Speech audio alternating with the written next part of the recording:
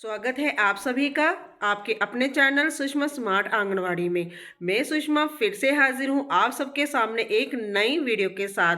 जैसे कि आप सबको मालूम है कि पीएमएम अवीवाई का स्पेशल ड्राइव चल रहा है और इस स्पेशल ड्राइव में जितनी हो सके हमें 15 तारीख से लेके जनवरी के लास्ट तक जो है इनरोलमेंट करनी है नई बेनिफिशरी की। पोषण ट्रैकर में भी और पीएमएम अवीवाई में भी जो है न्यू रजिस्ट्रेशन करनी है हमें। तो जब हम फॉर्म भरते हैं तो हमें कुछ दिक्कतों का सामना करना पड़ता है पीएमएम अवीवाई में रजिस्ट्रेशन के समय। तो उन दिक्कतों का कैसे सोल्यूशन करना है इस वीडियो में मैं आपको वो बताऊंगी।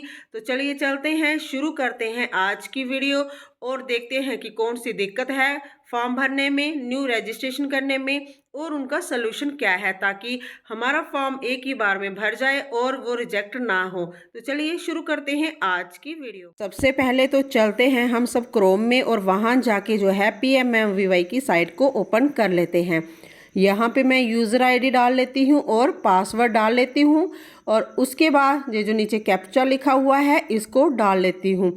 बिल्कुल ध्यान से डालिएगा क्योंकि थोड़ी सी भी गलती जो है पूरा का पूरा बैक कर देगी और उसके बाद हमें 10 मिनट का टाइम मिलेगा और उसके बाद ही हम जो है अपनी पीएमएमवीवाई की साइट को ओपन कर सकते हैं। लॉगिन कर लेती हूँ या लॉगिन करने के बाद यूज़र आईडी और जो मेरा फ़ोन नंबर रजिस्टर है पीएमएमवीवाई की साइट पे उसके ऊपर आ जाएगी ओटीपी। यहाँ पे मैं लिख लेती हूँ सबसे पहले 6 नंबर की ओटीपी और उसके बाद ये देखिए आप देख सकते हो कि कितनी जल्दी जो है मेरे पोषण ट्रैकर का पेज जो है ओपन हो चुका है। अब हम जब न्यू रजिस्ट्रेशन करते हैं तो यहाँ से भी कर सकते हैं। ये जो लिखा हुआ है नया न्यू रजिस्ट्रेशन, यहाँ से नहीं करनी है तो ये 3 स्लिपिंग लाइन्स है, यहाँ पे जाएंगे, पेज खुल के आ गया है, डाटा एंट्री पे जाएंगे और डाटा एंट्री पे जाने के बाद बेनिफिशियरी रजिस्टर इसके ऊपर हम जाएंगे और इसके ऊपर जाने के बाद जो है पूरा फॉर्म जो है खुल के आ जाएगा जो हमें रजिस्ट्रेशन करनी है अपने नए लाभार्थी की। तो यहाँ पे आप देख सकते हो कि इसकी मैंने पूरी डिटेल अब डाल देनी है। सबसे पहले उन्होंने पूछा है कि जो हमारा बेनिफिशियरी है वो सेंट्रल गवर्नमेंट का एम्प्लॉय तो नहीं है, हमने नो करना है।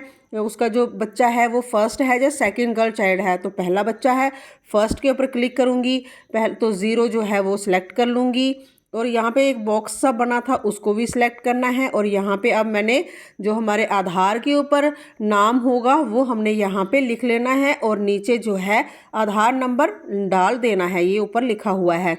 यहाँ पे मुझे दोनों चीज़ें डाल के उसके बाद हम नेक्स्ट जो है वो मैं आपको बताऊंगी कि हमें क्या करना है।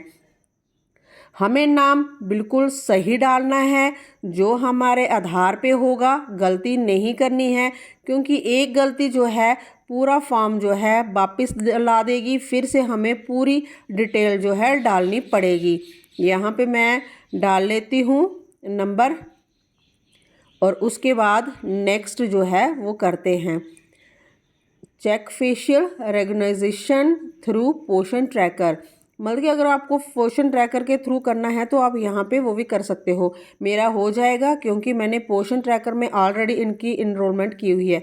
आधार इज़ ऑथेंटिकेटेड आ गया है, ओके कर देते हैं और यहाँ पे अब हम जो है डेट ऑफ बर्थ डाल लेते हैं जो आधार पे होगी। यहाँ पे उनकी डेट ऑफ बर्थ सेलेक्ट कर लेते हैं। सेलेक्ट करने के लिए क्या करना है, ये जो लिखा हुआ है ऊपर इसको हम 1996 इसको क्लिक करते हैं और मंथ अगर सेलेक्ट करना हो तो ये मार्च यहाँ पे लिखा हुआ है, इसके ऊपर क्लिक करेंगे तो सारे महीने आ जाएंगे। उसके बाद यहाँ पे डेट ऑफ बर्थ डाली और अब उनकी कैटेगरी डालेंगे, कौन सी है, अदर है तो अदर जो भी है वो आप डाल दोगे। उनका जो मोबाइल नंबर है, मोबाइल नंबर हमें कौन सा डालना है, मोबाइल नंबर वो डालना है जो आधार के साथ लिंक होगा वही डालना है। अगर अदर डालेंगे तो हमें दिक्कत आ जाएगी, पेमेंट नहीं आएगी हमारे लाभार्थी की, प्रेग्नेंट वुमेन की, बेनिफिशियरी की, बाद में दिक्कत आ जाएगी। उनका खुद का नंबर है तो सेल्फ, और किसी अदर का है तो वही जिसका भी नंबर है उसका आप सिलेक्ट कर लोगे। अब मेरे पास जो है ई श्रम कार्ड है तो मैं ई श्रम आयुष्मान भारत जहाँ पे लिखा हुआ है ये है तो मैं इसके ऊपर क्लिक करूँगी। अगर इन सभी में से आप ऊपर देख लीजिएगा वुमेन हुज नेट इनकम, तो इनकम सर्टिफिकेट वो डाल देंगे। उनका जॉब कार्ड होगा तो वो डालेंगे, फार्मर है तो किसान किसान समाधान निधि, फिर ई श्रम कार्ड है, आपके पास जो भी है आप वो डाल सकते हो। मेरे पास आयुष्मान भारत कार्ड है तो मैं वही डालूंगी। यहाँ पे मैं क्लिक कर लेती हूँ। यहाँ पे बीपीएल भी है, अगर आपके पास बीपीएल राशन कार्ड है वो भी डाल सकते हो। यहाँ पे आप देख सकते हो फुली डिसेबल्ड, अगर हमारे प्रेग्नेंट वूमेन को कोई दिक्कत है चलने फिरने में या कोई और वो वाला सर्टिफिकेट भी आप डाल सकते हो। तो मैं आयुष्मान भारत जो है उसको सिलेक्ट कर लेती हूँ। अब यहाँ पे आइडेंटिटी नंबर हम लिखेंगे, जो भी आइडेंटिटी नंबर है वो यहाँ पे मैं डाल देती हूँ। तो आप ध्यान से डालिएगा, जो आयुष्मान भारत पे नीचे एक नंबर लिखा होता है वही आपको यहाँ पे डालना है। ध्यान से हर एक चीज़ आपको बिल्कुल ध्यान से डालनी है, जल्दबाजी नहीं करनी है फॉर्म फिल करने में, क्योंकि अगर हम जल्दबाजी करते हैं तो हमसे कुछ छूट जाता है तो हमारा जो फॉर्म है वो बिल्कुल बैक हो जाता है। यहाँ पे मैंने नंबर लिख लिया है। अब हम क्या लिखेंगे, अपलोड फाइल। अब हमें फ़ाइल हम कैसे अपलोड करते हैं, जो भी हमने फ़ोटो खींची होती है वहाँ पे जाते हैं और यहाँ पे डायरेक्टली जो है डाल देते हैं। जहाँ मैं फाइल्स पे क्लिक कर लेती हूँ, यहाँ जो फाइल्स लिखी है, अगर कैमरा सामने आपके सामने डॉक्यूमेंट्स पड़े हैं तो आप सामने से भी फ़ोटो खींच सकते हो, लेकिन मैंने फ़ोटो मंगवाए हुए थे अपने कैमरे में रखी हुई है। यहाँ से मैं ले लेती हूँ डायरेक्ट और फिर देखते हैं कि अपलोड होती है कि नहीं। ये देखिए बड़ा है, 1 MB से बड़ा है तो ये नहीं अपलोड होगा। तो अगर इस तरह की दिक्कत आपको भी आ रही है तो आपको क्या करना है कि सबसे पहले तो हमें स्क्रीनशॉट लेना है, किसका, अपने डॉक्यूमेंट्स का। कहाँ पे जाके पहले हम व्हाट्सएप में सेंड करेंगे और व्हाट्सएप में सेंड करने के बाद फिर हमें जो उसकी स्क्रीनशॉट लेनी है और फिर हम इसको क्रॉप करेंगे।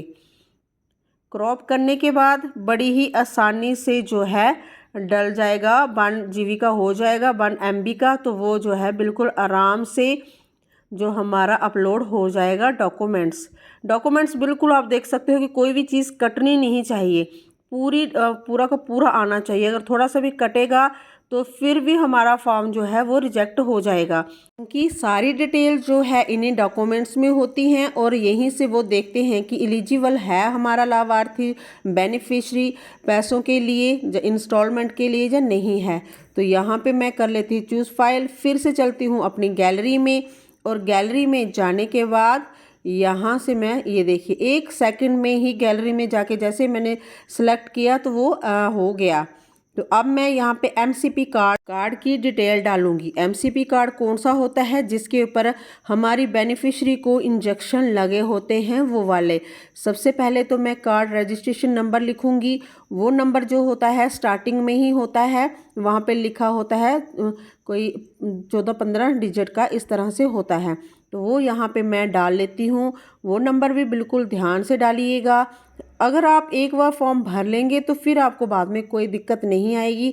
इस वीडियो में जैसे जैसे आपको बताया गया है वैसे वैसे अगर आप करोगे तो आपका फॉर्म जो है बड़ी ही आसानी से भर जाएगा, कोई भी दिक्कत नहीं आएगी। अब उसके बाद क्या लिखा है, MCP कार्ड रजिस्ट्रेशन डेट। तो ये MCP कार्ड रजिस्ट्रेशन डेट कौन सी है, ये डेट है जब हमने अपने बेनिफिशरी को पहला इंजेक्शन लगाया था, उसी दिन इंजेक्शन भी लगता है और उसी दिन रजिस्ट्रेशन भी होती है हमारे बेनिफिशरी की। तो वही डेट आपको ये डालनी है इसके ऊपर। तो यहाँ पे मैं डेट डाल लेती हूँ, कौन से महीने में लगा है वो सारा यहाँ पे आ जाएगा। तो मेरे 10वां महीना है तो यहाँ पे 10th जो है वो महीना मैं सिलेक्ट कर लेती हूँ और कौन सा दिन है वो यहाँ पे सिलेक्ट कर दिया। ये देखिए MCP का रजिस्ट्रेशन डेट डाल दी है। अपलोड, अब हमें जो MCP कार्ड है उसका जो पहला पेज होता है जिसके ऊपर सारी डिटेल लिखी होती है हमें उसको डालना है। तो यहाँ पे मैं सेम प्रोसेस करूँगी, किसी के व्हाट्सएप पे पहले सेंड करूँगी, वहाँ से स्क्रीनशॉट लूँगी, क्रॉप करूँगी और यहाँ पे डाल दूँगी। ये देखिए मैं क्रॉप कर रही हूँ, सारा आपके सामने मैं लाइव दिखा रही हूँ, स्टेप टू स्टेप एक एक प्रोसेस करके एक एक चीज़ का। तो यहाँ पे मैं डाल लेती हूँ, फिर करती हूँ डन और फिर हम इसको अपलोड कर देंगे।